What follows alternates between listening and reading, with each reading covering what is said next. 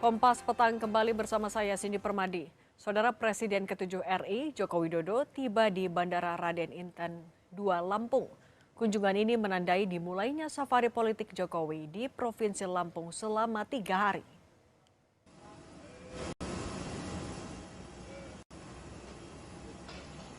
Kedatangan Jokowi disambut prosesi adat Lampung dengan pengalungan selendang tapis sebagai tanda kehormatan.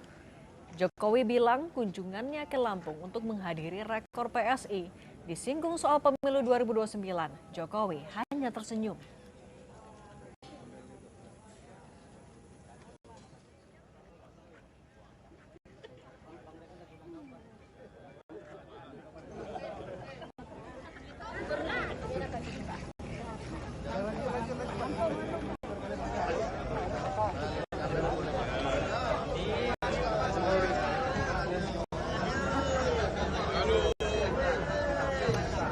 Pak Jokowi, dari Kompas TV Pak Jokowi.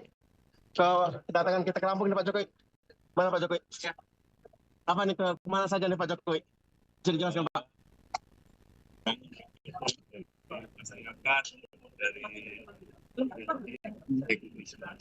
Apakah ini menuju 2029 Pak? Gitu Pak ya. Gimana menurut kita negara saat ini Pak? Terima kasih. Ya, terima kasih Pak Jokowi. Saya siapa? Wakil Ketua Umum Partai Gerindra Prasetyo Hadi menanggapi agenda Presiden ke-7 RI Joko Widodo keliling Indonesia yang dimulai hari ini. Prasetyo mengucapkan selamat kepada Jokowi karena sudah dalam kondisi sehat sehingga bisa belusukan kembali. Soal dukungan Jokowi untuk Prabowo menjabat 2 periode melalui safari politiknya. Prasetyo bilang saat ini pemerintah fokus bekerja. Jumat pagi, Jokowi memulai agenda belusukan ke Provinsi Lampung hingga akhir pekan nanti.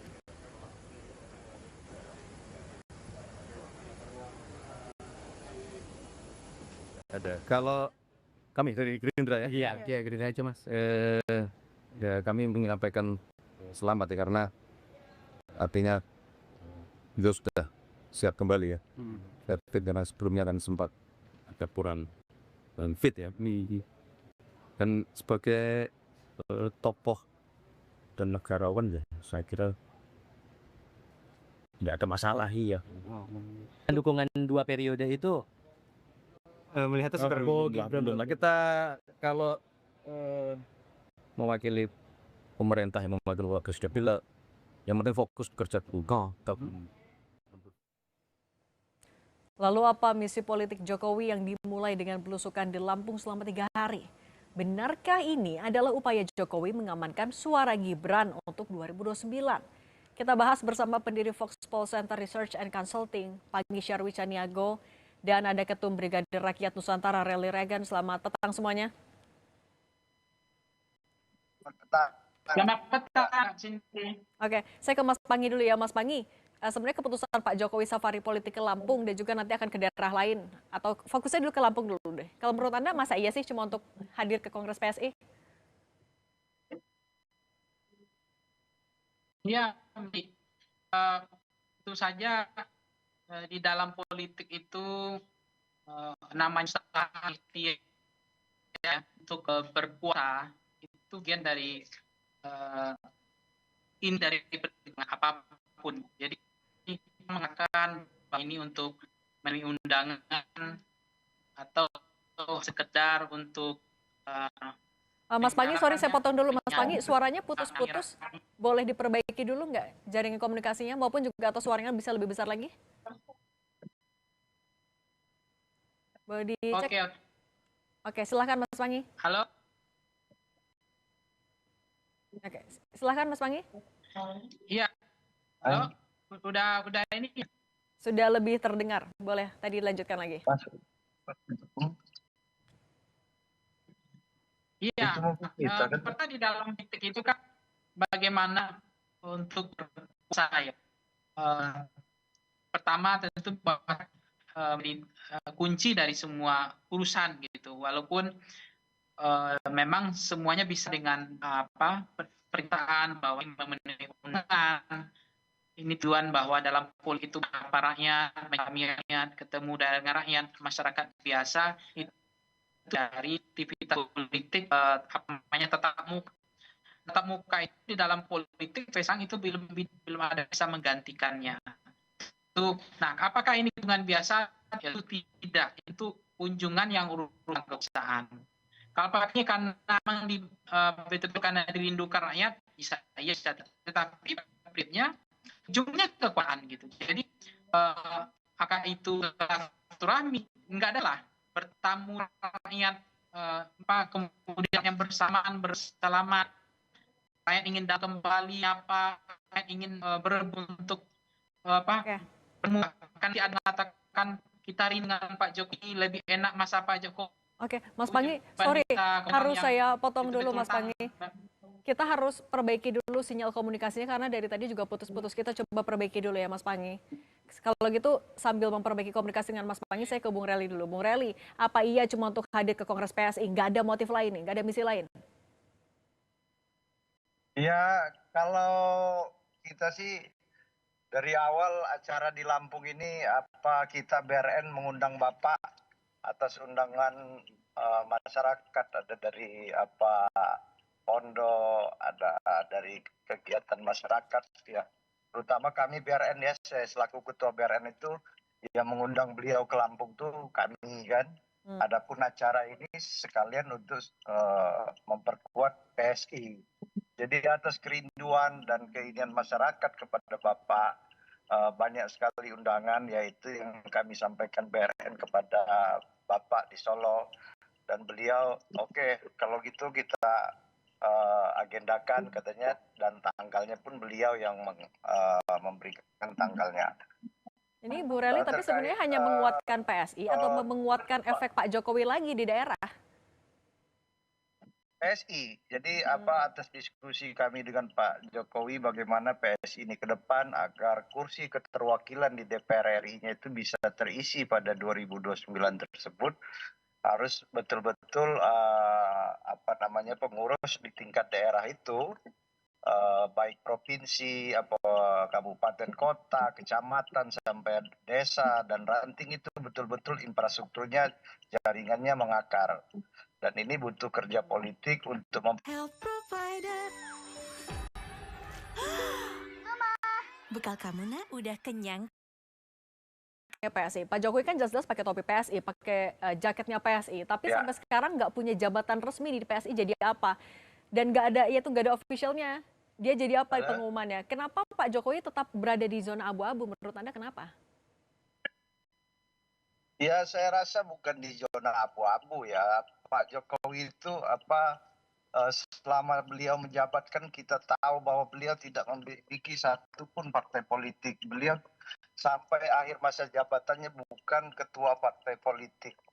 Artinya beliau pure memang rakyat dan masyarakat di daerah kita ya, apalagi di tempat kita di Lampung banyak infrastruktur yang dibangun waktu beliau menjadi presiden.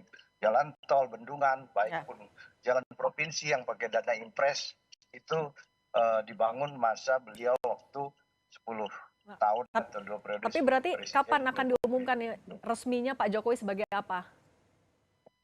Ya kalau itu sih bisa kita nanti kita lihat waktunya dan kapan Bapak akan menentukan. Tapi hanya Bapak yang bisa menjawab itu dan kalau gitu waktulah. Oke, nanti partai yang bisa jawab. Nah kalau gitu Mas Pangi, sebenarnya Anda melihatnya strategi apa sih yang lagi dimainkan Pak Jokowi? Kenapa ia tetap berada di zona abu-abu? Nggak jelas posisinya atau tidak diumumkan secara resmi. Posisinya apa di PSI? Iya Mbak Cindy, sebenarnya Pak Jokowi itu permainan politiknya saya bisa memahami.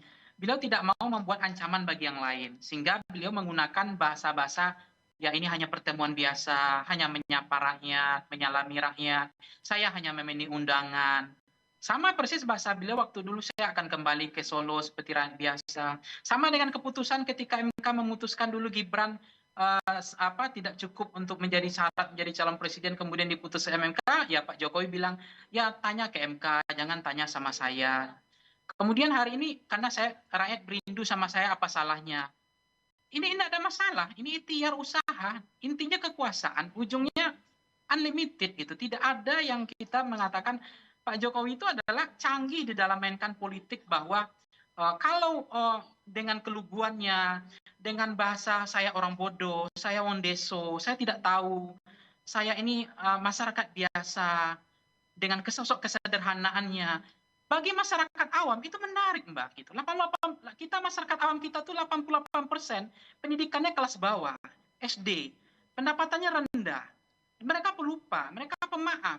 Jadi apa yang dilakukan inkonsistensi dari sumber dari puncak kekuasaan itu hilang dari Pak Jokowi, susah dipegang antara omongannya dengan perkataannya. Kalau dia bilang iya bisa jadi tidak, tidak bisa jadi iya. Kalau dia bilang ini hanya pertemuan biasa, bisa jadi sebaliknya bukan pertemuan biasa. Ini bagaimana tentang eksistensi PSI, bagaimana keberlangsungan kekuasaannya, bagaimana istana yang dibangun yaitu Gibran supaya tetap eksis, aman, dijaga terus, siap-siap. Mungkin otomatis juga udah siap-siap untuk RI 1 gitu, untuk menjadi presiden malam. Tetapi fenomena Pak Jokowi dengan cara memanfaatkan keluguannya, beliau nggak ngerti apa-apa, orang biasa, itu betul-betul tidak mengancam bagi yang lain. Ya, Bung Pani, itu yang kita pahami, masyarakat kita ini masyarakat yang tidak kritis gitu loh. Tidak kritis, masyarakat kita itu pendidikan politiknya rendah. Masyarakat kita itu adalah pelupa dan pemaaf. Tetapi itu biasa, mungkin saja juga Pak Jokowi juga akan menjelaskan nanti warisan Pak Jokowi 8.000 triliun hutang yang dibuat. Sampai sekarang kita akan menempuh hutang sampai mendekati 10.000 triliun. Dan bebannya kita warisan itu hari ini. Hilirisasi ugal-ugalan kemarin, hutan yang dibabat di masa itu. Dan tadi tadi sempat disinggung juga ya soal Mas Pangi. Tetapi masyarakat hari ini tetap merindukan Pak Jokowi. Hebatnya masyarakat Indonesia ini. Sebentar Mas Pangi. Gitu. Soal itu saya juga mau minta tanggapan dulu ke Bung Rally sebentar Mas Pangi. Sama Pak Jokowi gitu. Tadi kan juga disebutkan kalau strategi inkonsistensi, politik inkonsistensi. Apakah kalau menurut Anda Bung Rally ini juga sebenarnya strategi mengamankan Mas Gibran sampai untuk 2029? Terlalu jauh ya kalau kita menganalisanya seperti itu. Memang kenyataannya 2 periode ini Pak Jokowi itu terpilih sebagai presiden dipilih oleh rakyat, dipilih menang di gubernur DKI dipilih rakyat, menang wali kota dipilih rakyat. Sekarang siapa di antara kita yang menang wali kota 2 kali, menang gubernur sampai menang presiden 2 kali? Dan yang terakhir Pak Prabowo Gibran melanjutkan pemerintahan beliau.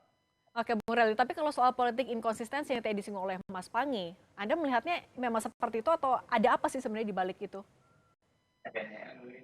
Ada ya, semuanya pure karena ini menjawab bagaimana PSI itu ke depan bisa masuk parliamentary threshold dan caleg-calegnya yang bisa mendorong dengan infrastruktur yang kuat.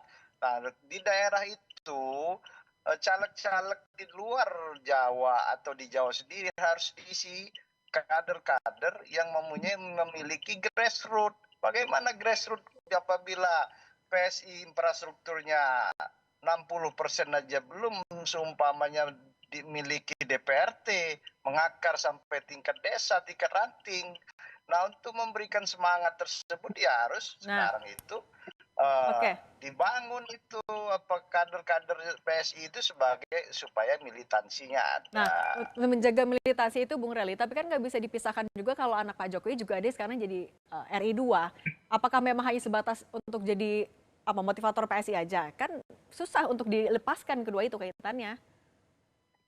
Ya kita nggak bisa ya menampi itu. Sekarang Pak Jokowi adalah putra beliau Wakil Presiden Republik Indonesia. Berarti untuk menguatkan Mas Gibran juga nggak? Kaisang sendiri adalah ketua partai PSI yang tidak masuk parliamentary threshold. Kenapa? Karena itu jawabannya itu infrastruktur partainya tidak. Baik. Sekarang. Kalau gitu turun untuk menyemangati. Untuk menyemangati kalau gitu Mas Pangi, sebenarnya kalau Anda melihat ini memang untuk sebatas Mas Gibran aja, ya atau ada motif lain juga, apa yang sebenarnya sedang dilakukan oleh Pak Jokowi? Efektif nggak ini sebenarnya? Iya, memang gini Mbak Cindy. Dulu orang mengatakan Pak Jokowi akan menjadi lamdak ya, tidak lagi berkuasa, akan jadi bebek lumpuh. Tapi ternyata tidak. Dia menjadi magnet yang begitu kuat. Betapa hari ini semua menteri-menteri, pejabat-pejabat Kita tayang live dari FIFA World Cup. Wow, menggemaskan sekali keramaian hari ini. Hei, terbalik. ya walaupun itu dikatakan itu silaturahmi biasa, tapi kan mereka begitu luar biasanya pengaruh Pak Jokowi ini. Itu yang betul-betul dipahami oleh PSI bahwa Jokowi efek ini akan bisa menyelamatkan PSI. Agenda Pak Jokowi itu hanya dua, Mbak. Bagaimana istana invasi yang dibangun yaitu Gibran itu bisa dipastikan menjadi presiden. Yang kedua adalah bagaimana PSI lolos ambang batas parlemen dan itu diamini sebelumnya dari pernyataan tadi. Nah, yang itu nggak bisa, itu kekuasaan, Mbak. Kekuasaan itu hanya dua, ditakuti atau dicintai.